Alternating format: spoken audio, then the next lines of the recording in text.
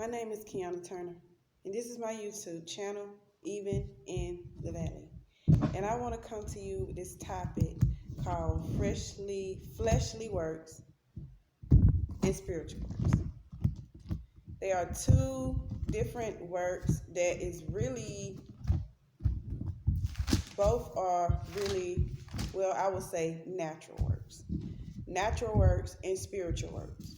Both of them go hand in hand. They coincide with each other. But one thing about natural works is it's more of flesh. It's a fleshly praise. It's a fleshly righteousness. It's something dealing with the flesh. It gets its praise in the flesh. In the spiritual, it gets its praise in the spirit, God.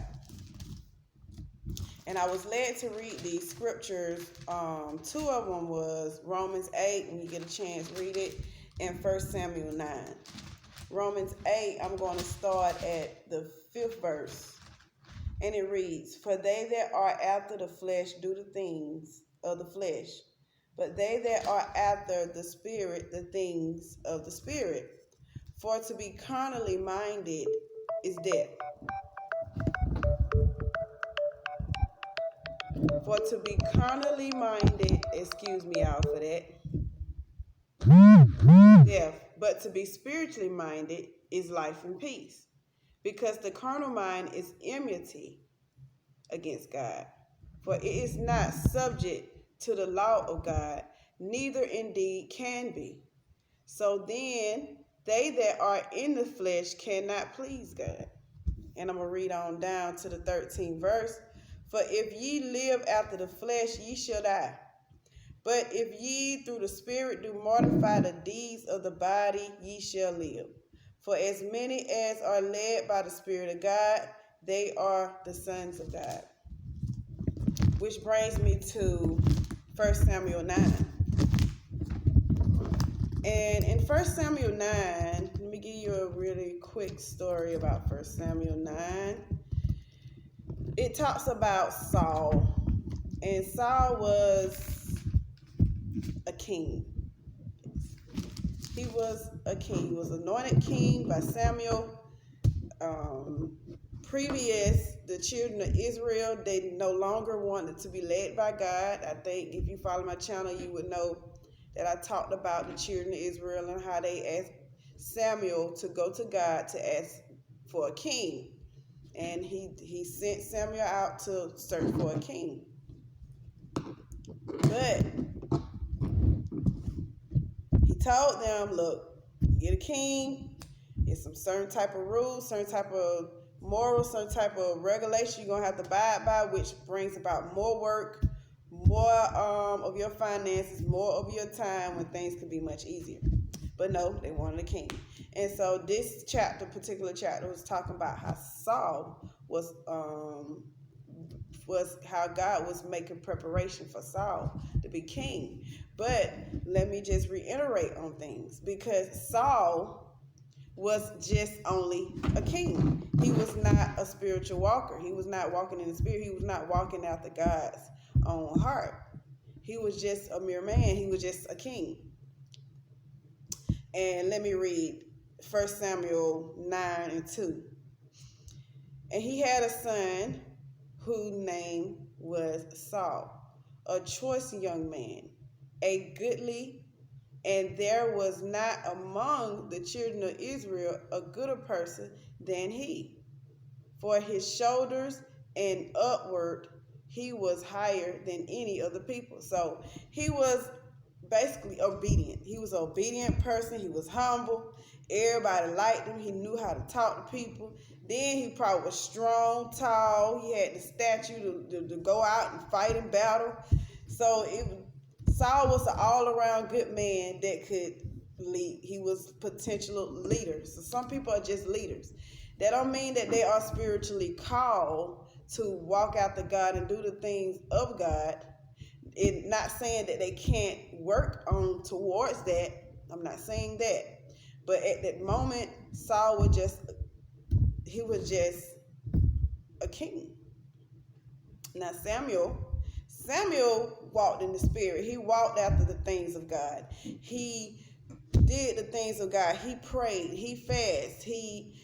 He did all the things that requires time within himself to be able to be a vessel to lead the people. Because Saul would walk in the spirit. He will hear God. He will walk after God, and then he would. Not only that, but he would take the things of God, the purpose and the plan on how to lead his people, and he would give it to Saul. That was the plan. It goes hand in hand. It coincides with each other. And let me read. And this is going to prove that once and for all, Saul was just a king. 1 Samuel 9:18. Then Saul drew near to Samuel in the gate, and he said, "Tell me, I pray thee, where the seer's house is." And Samuel answered Saul and said, "I am the seer."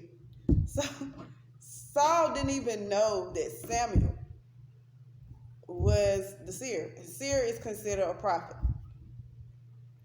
"Go before me unto the high place, for ye shall eat with me today and tomorrow, and I will let thee go and will tell thee all that is in thine heart." So he was already leading Saul.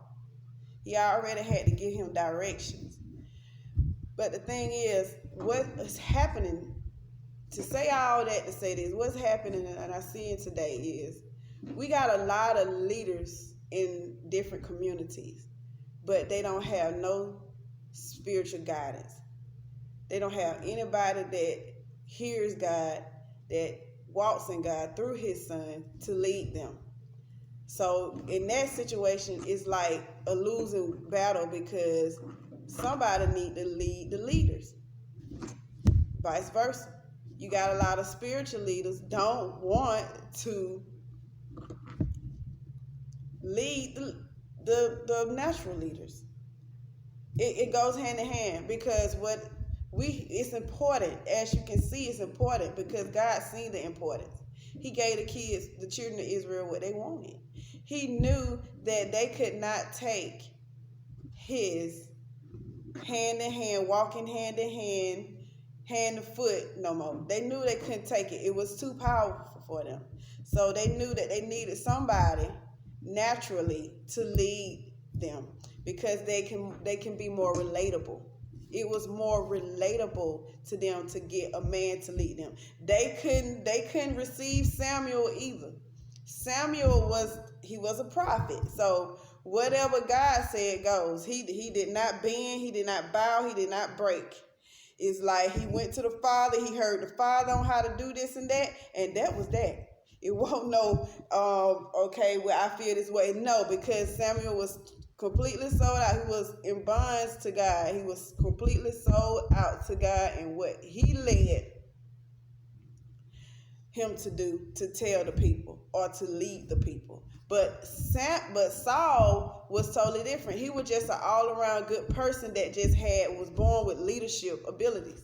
Some people just have that leadership ability. They have the abilities to reach out and capture people, and bring things down to a person's level to be able for folks to understand and from where they at. Because a lot of times, if you too spiritual, a lot of folk just can't understand too spiritual stuff. They don't understand it, especially if they walking in a fleshly way all the time. They don't understand. So when you're dealing with certain situations like that, it's best for a king, a leader, to have spiritual guidance, and it's best for the spiritual guides that walks after God.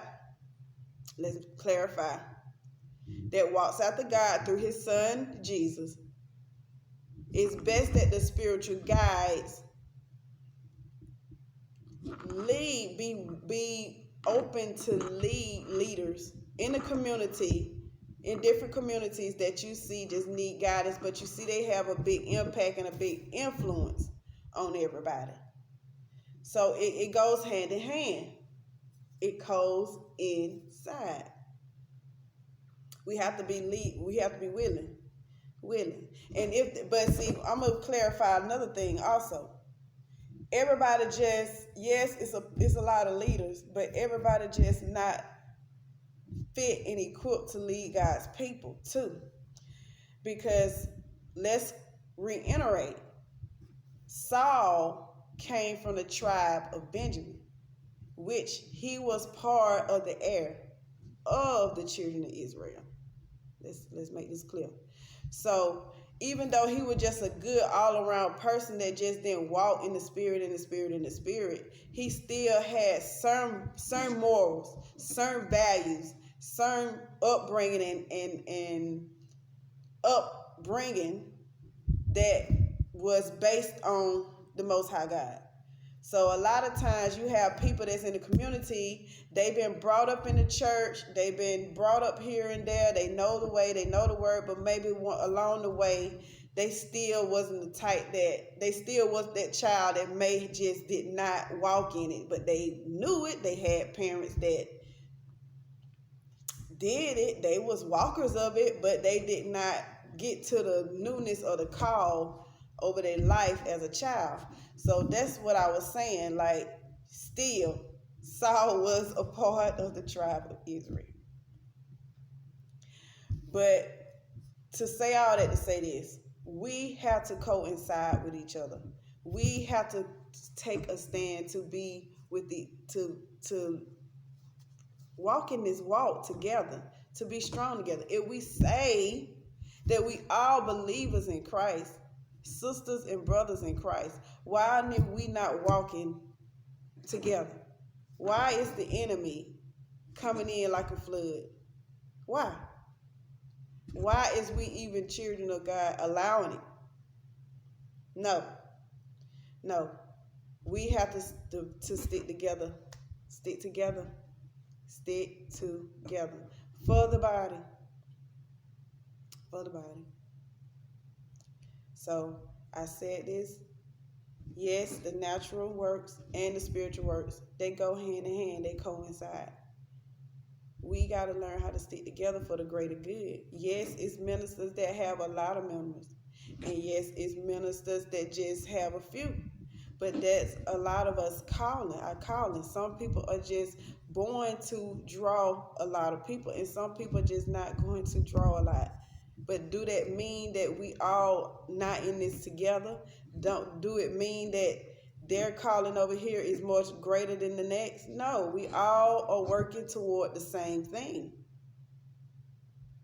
The same God, same Son, which is Jesus. So we thank you. I thank you for listening to my channel. Natural works versus spiritual works.